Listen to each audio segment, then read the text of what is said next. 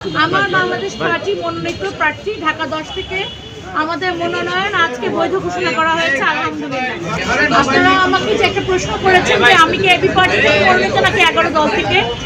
প্রথমত আমি AB party থেকে মনোনীত। আমাদের এখনো 11 দলের সাথে যে জোট, এই জোটের বিভিন্ন টার্মস অ্যান্ড কন্ডিশনস নিয়ে আলোচনা চলছে। সুতরাং এই আলোচনা চলমান অবস্থায় আমি তো নিজেকে জোটের প্রার্থী বলতে পারি না, আমি আমার দলেরই প্রার্থী। প্রথম কথা। দ্বিতীয় কথা, আপনারা একটা জিজ্ঞেস করেছিলেন যে লেভেল প্লেইং ফিল্ড আছে কিনা।